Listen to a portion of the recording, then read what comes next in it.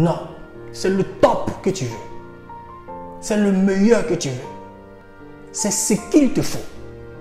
La femme dit, elle n'a pas besoin de Géasi. Elle bouge avec Élisée. Élisée l'a suivi. Élisée est parti opérer son miracle. Et la femme a récupéré son enfant. C'est là qui est la chose la plus importante. Elle a refusé la mort de son enfant. Elle a refusé cela. Elle n'a pas accepté cela. C'est douloureux. Ça fait mal. C'est terrible. Mais elle a refusé cela. Elle n'a pas accepté cela. Ce n'est pas possible. Ça n'a pas de sens. Elle ne peut pas accepter ça. Ce n'est pas logique. Elle ne peut pas accepter ça. Elle ne peut pas accepter ça. Certains chrétiens s'arrêtent lorsque l'échec arrive. Lorsque les difficultés arrivent, ils s'arrêtent. Ça aurait été une autre femme. Elle serait en train de faire des funérailles.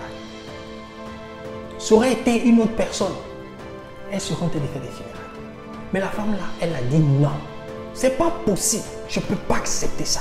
Je refuse cela. Elle est partie s'adresser à celui qui lui a donné l'enfant là. Et il n'était pas demandé un enfant. Il n'était pas demandé. C'est toi qui as donné. Donc là, il faut le faire vivre. C'est pas possible. Vous savez, la Bible dit que le royaume des cieux, le royaume de Dieu, ça appartient aux violents. On n'a pas dit qu'il fallait prendre machette, il fallait prendre couteau. Ça appartient à ceux qui se font violence pour obtenir quelque chose, pour changer leur vie, pour prendre des décisions difficiles. C'est comme ça. Son mari ne sait pas ce qui se passe. Le prophète ne sait pas ce qui se passe. Les serviteurs ne savent pas ce qui se passe. Elle seule, elle sait ce qui se passe. Et elle va auprès de Dieu. Et elle dit, elle refuse que cet enfant-là meure.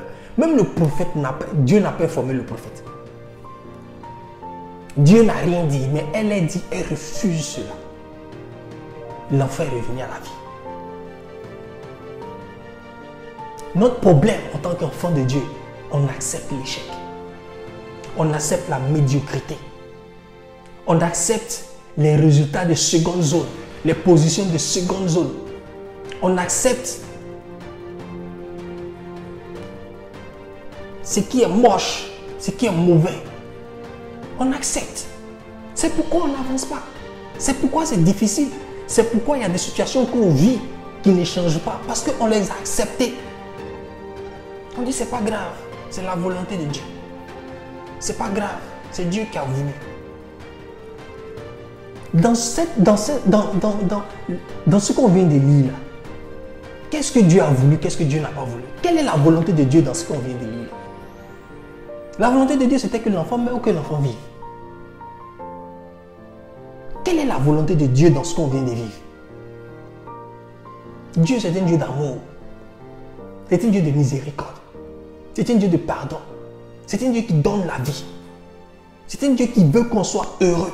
Donc, tout ce qu'il faut pour qu'on soit heureux, Dieu est d'accord avec. Parce que c'est ça son objectif. C'est que nous vivons et que notre joie soit parfaite. C'est lui-même qui dit dans la Bible. Il dit, demandez ce que vous voudrez. Et vous le recevrez. Afin que votre joie soit parfaite. Pourquoi tu es chrétien? On ne peut pas être chrétien et vivre dans le malheur tout le temps. Pourquoi? Ce n'est pas possible. Ça veut dire que notre attitude est un problème. Ce n'est pas Dieu qui a un problème. C'est notre attitude qui a un problème. Quand nous refusons un travail, ce n'est pas grave. C'est Dieu qui a voulu. C'est que ce n'est pas mon travail. Quand on échoue un examen, ce n'est pas grave. C'est Dieu qui a voulu. C'est que ce n'est pas mon examen. Jusqu'à quand tu vas dire que c'est Dieu qui a voulu?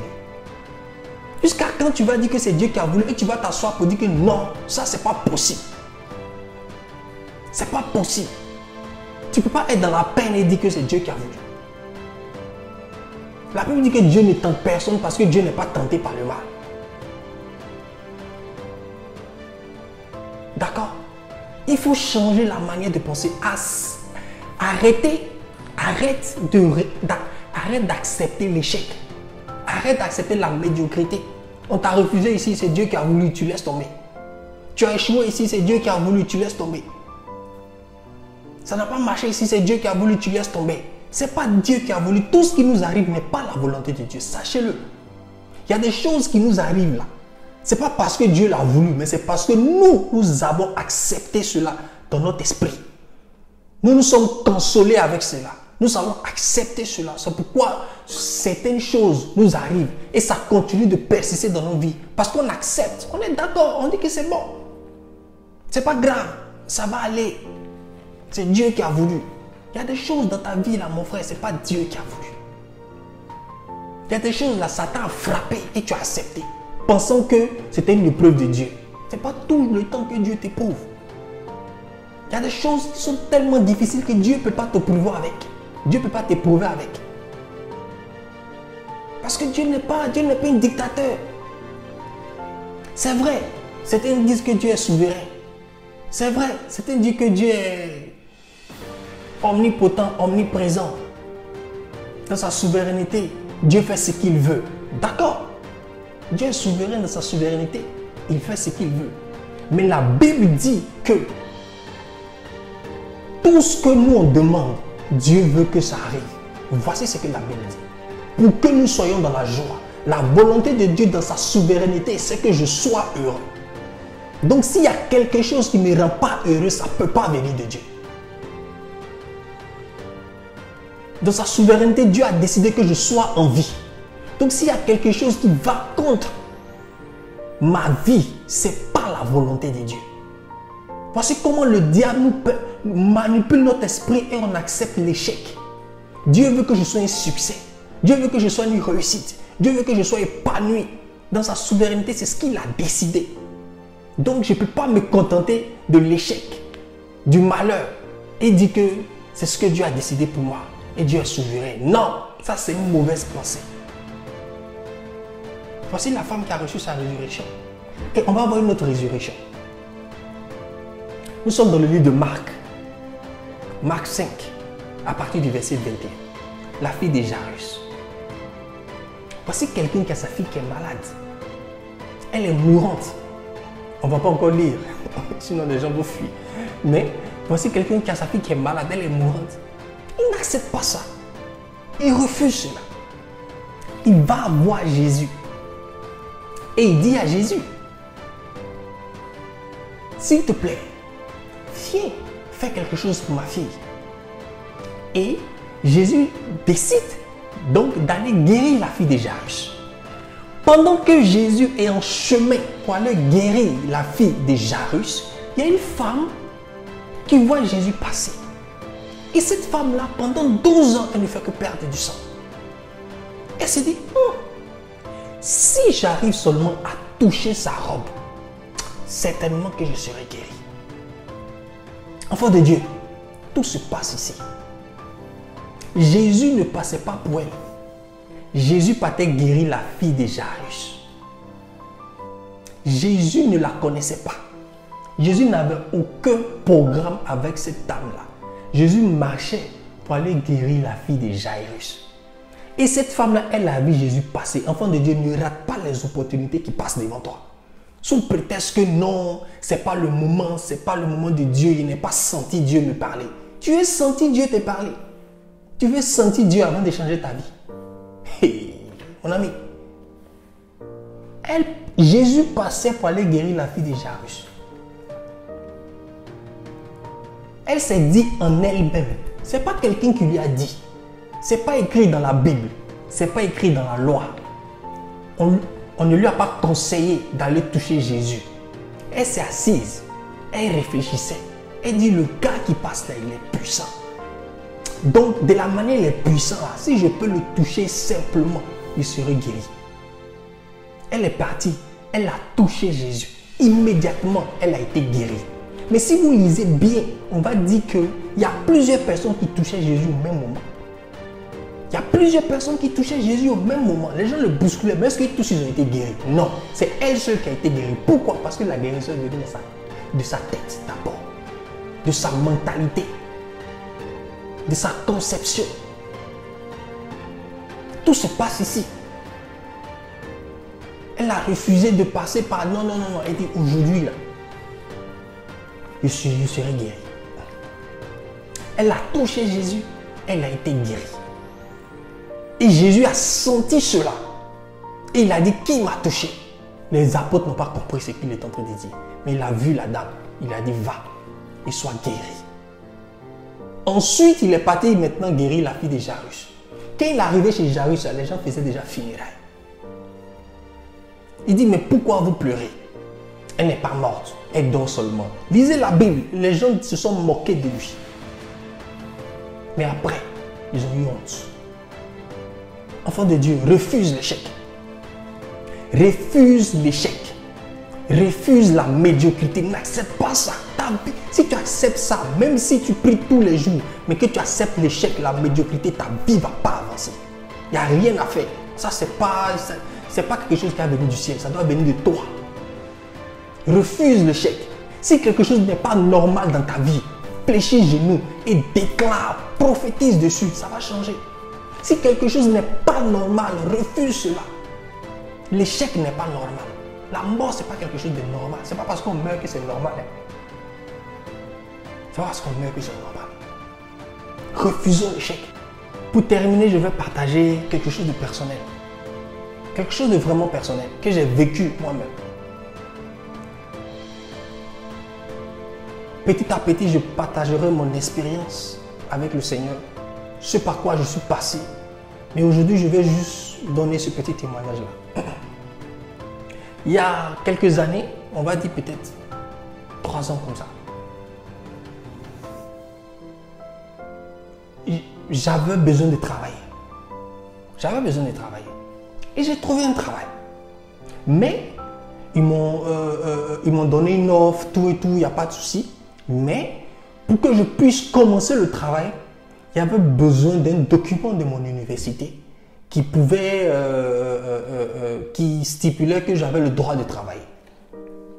Pour ceux qui sont en Europe, qui vivent un peu en Europe, vous savez ce que c'est. Tu vois, ici, tu ne peux pas travailler si tu n'as pas le droit de travailler. Il faut que tu aies le droit de travailler.